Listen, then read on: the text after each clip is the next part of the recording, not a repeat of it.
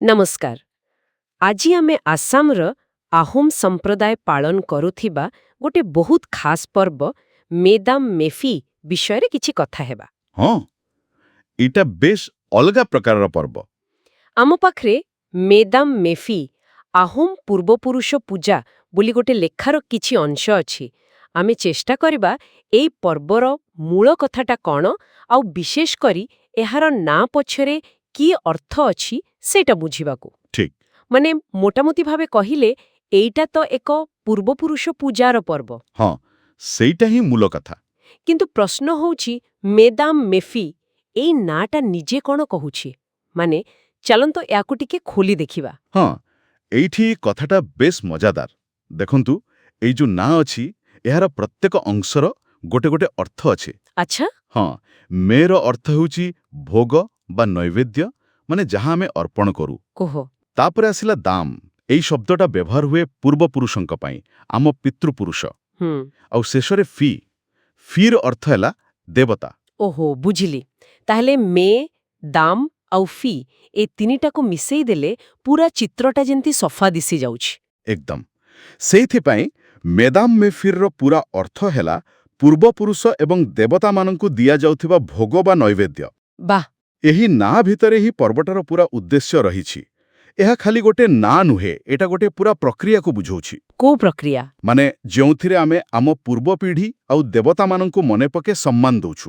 ଏଠାରେ ଏହା ପ୍ରକୃତରେ ଆକର୍ଷଣୀୟ ହୋଇଯାଉଛି, କାରଣ କେବଳ ନାଟାର ଅର୍ଥ ବୁଝିଲା ପରେ ହିଁ ଆମେ ଜାଣିପାରୁଛୁ ଯେ ଆହୋମ ଲୋକଙ୍କ ପାଇଁ ଏ ପର୍ବର ଗଭୀରତା କେତେ। ହଁ ନିଶ୍ଚୟ। ଏଇଟା ତ ଖାଲି ଗୋଟେ ବର୍ଷକରେ ଥରେ ପଡୁଥିବା ପୂଜା ନୁହେଁ, ଏଟା ଯେମିତି ନିଜ ଚେର ସହିତ ଯୋଡ଼ି ହେବାର ଗୋଟେ ବଡ଼ ମାଧ୍ୟମ। ଠିକ୍ କହିଲେ। ତାହେଲେ ଏଇ ପର୍ବ ପାଳିବାର କିଛି ଖାସ୍ ରୀତିନୀତି ବିଷୟରେ ଆମ ଲେଖାରେ କ'ଣ କୁହାଯାଇଛି? କେମିତି ପାଳନ କରନ୍ତି ସେମାନେ? ହଁ ସେ ବିଷୟରେ ବି ଅଛି। ଆମ ଲେଖା କହୁଛି ଏଇ ପର୍ବଟା ସାଧାରଣତଃ ପ୍ରତିବର୍ଷ ଜାନୁଆରୀ 31 ତାରିଖରେ ପଡ଼େ। ଆଚ୍ଛା, ଜାନୁଆରୀ 31। ହଁ ଆଉ ଏହାର ମୁଖ୍ୟ କଥା ହେଲା ସମସ୍ତେ ମିଶି ପୂଜା କରିବା ଆଉ ଭୋଜି ଭାତ କରିବା। ଆହୋମ ପୁରୋହିତମାନେ ଥାଆନ୍ତି, ସେମାନେ ନିଜ ପାରମ୍ପରିକ ପୋଷାକ ପିନ୍ଧି ନିର୍ଦ୍ଦିଷ୍ଟ ରୀତିରେ ପୂଜା କରନ୍ତି। ଆଉ ଯୋଉ ନୈବେଦ୍ୟ କଥା ଆମେ କହୁଥିଲୁ, ସେଥିରେ ସାଧାରଣତଃ ସେମାନଙ୍କର ଘରି ତିଆରି ମଦ, ଯାହାକୁ ଲାଉ କହନ୍ତି, ତା ସହିତ ଚାଉଳ, ମାଂସ ଆଉ ଅନ୍ୟ ସ୍ଥାନୀୟ ଜିନିଷପତ୍ର ଦିଅନ୍ତି। ଓହୋ, ଆଉ ଗୋଟେ କଥା, ଏ ପୂଜା ଖାଲି ଘରେ ହୁଏନି, ସମସ୍ତେ ମିଶି ସାମୂହିକ ଭାବେ ବି ପାଳନ କରନ୍ତି। ଏଇଟା ସେମାନଙ୍କ ଭିତରେ ଏକତା ବଢ଼ାଏ। ବାଃ, ଏଟା ବହୁତ ଗୁରୁତ୍ୱପୂର୍ଣ୍ଣ କଥା।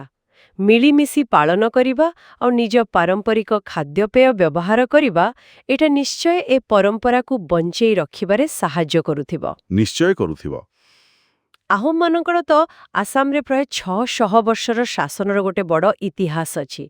ଏ ପର୍ବ କ'ଣ ସେ ଇତିହାସ ସହ ବି କିଛି ଯୋଡ଼ି ହୋଇଛି? ହଁ ନିଶ୍ଚିତ ଭାବରେ। ଯଦି ଆମେ ଏହାକୁ ବୃହତ୍ତର ଚିତ୍ର ସହିତ ଯୋଡ଼ିବା, ଦେଖନ୍ତୁ ପୂର୍ବପୁରୁଷ ପୂଜା ତ ଅନେକ ସଂସ୍କୃତିରେ ଅଛି, ହଁ, ସେଟା ଠିକ୍। କିନ୍ତୁ ଆହୋମମାନଙ୍କ ପାଇଁ ମେଦାମ ମେ ଫେର ଗୋଟେ ଖାସ୍ ଐତିହାସିକ ଗୁରୁତ୍ୱ ରହିଛି। ଏଇଟା ସିଧାସଳଖ ଆହୋମ ରାଜବଂଶ ଆଉ ସେମାନଙ୍କର ପ୍ରଥମ ପୂର୍ବପୁରୁଷ ସୁଖାଫାଙ୍କ ସହିତ ଯୋଡ଼ାଇଛି। ଓହୋ, ସୁକ୍ୟାଫା। ହଁ କୁହାଯାଏ ସେ ହିଁ 13ଶ ଶତାବ୍ଦୀରେ ଆସାମରେ ଆହୋମ ରାଜ୍ୟ ଗଢ଼ିଥିଲେ। ତେଣୁ ଏ ପର୍ବ ପାଳିବା ମାନେ ସେମାନେ ଖାଲି ନିଜ ପରିବାରର ପୂର୍ବଜଙ୍କୁ ନୁହେଁ, ବରଂ ପୁରା ଆହୋମ ଜାତିର ଯୋଉ ମୂଳ ପୁରୁଷ ଅଛନ୍ତି ସେମାନଙ୍କୁ ବି ମନେ ପକାନ୍ତି।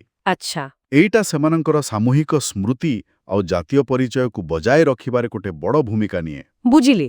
ତା ମାନେ ଏହା କେବଳ ଏକ ଧାର୍ମିକ କାମ ନୁହେଁ, ଏହା ଏକ ସାମାଜିକ ଆଉ ଐତିହାସିକ ସଂଯୋଗର ବାଟ ବି। ଏଇଟା ଆହୋମ ସମାଜକୁ ନିଜ ଅତୀତ ସହ ବାନ୍ଧି ରଖୁଛି। ଏକଦମ ଠିକ୍ କହିଲେ। ଏହା ସେମାନଙ୍କର ସାମାଜିକ ଏକତା ଆଉ ସାଂସ୍କୃତିକ ନିରନ୍ତରତାର ଗୋଟେ ପ୍ରତୀକ। ଆଜିକାଲିର ଏତେ ଆଧୁନିକତା ଭିତରେ ବି ସେମାନେ ଏ ପର୍ବକୁ ଯେଉଁ ନିଷ୍ଠାରେ ପାଳନ କରୁଛନ୍ତି, ସେଇଟା ଦେଖାଉଛି ଯେ ସେମାନେ ନିଜ ପରମ୍ପରା ଆଉ ଇତିହାସକୁ କେତେ ଗୁରୁତ୍ୱ ଦିଅନ୍ତି। ତେବେ ଏସବୁର ଅର୍ଥ କ'ଣ? ଆଜି ଆମେ ଯାହା କଥା ହେଲେ, ସେଥିରୁ ଏକଦମ ସ୍ପଷ୍ଟ ଯେ ମେଦାମ ମେ ଫେର ଖାଲି କିଛି ପୂଜାପାଠର ନିୟମ ନୁହେଁ। ହଁ ଏଇଟା ଆହୋମ ସମ୍ପ୍ରଦାୟର ନିଜ ପୂର୍ବପୁରୁଷ ଓ ଦେବତାଙ୍କ ପ୍ରତି ଥିବା ଗଭୀର ଶ୍ରଦ୍ଧା, ସମ୍ମାନ ଆଉ ସେମାନଙ୍କର ଐତିହାସିକ ଚେତନାର ଗୋଟେ ବହୁତ ଶକ୍ତିଶାଳୀ ପ୍ରତିଫଳନ। ନିଶ୍ଚୟ।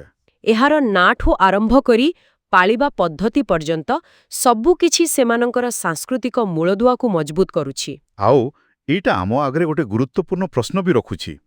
ଆମେ ଦେଖିଲେ ଆହୋମମାନେ କେମିତି ନିଜ ପୂର୍ବଜଙ୍କୁ ମନେ ପକାଉଛନ୍ତି। ହଁ, ଏଇଟା ଆମକୁ ଭାବିବାକୁ ବାଧ୍ୟ କରୁଛି ଯେ ଆମ ପୃଥିବୀର ଅନ୍ୟ ଜାଗାରେ ଅଲଗା ଅଲଗା ସମାଜ ଆଉ ସଂସ୍କୃତିରେ ଲୋକମାନେ ନିଜ ପୂର୍ବପୁରୁଷଙ୍କୁ ମନେ ପକାଇବାକୁ ଆଉ ସମ୍ମାନ ଦେବାକୁ କେତେ କେତେ ପ୍ରକାରର ନୂଆ ନୂଆ ଆଉ ଅଲଗା ଅଲଗା ବାଟ ବାହାର କରିଛନ୍ତି।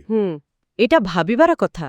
ସେମାନଙ୍କର ପରମ୍ପରା ପଛରେ କି କାହାଣୀ ସବୁ ଲୁଚି ରହିଛି এই ବିଷୟରେ ଆହୁରି ଜାଣିବାକୁ ଚେଷ୍ଟା କରାଯାଇପାରେ ନିଶ୍ଚୟ।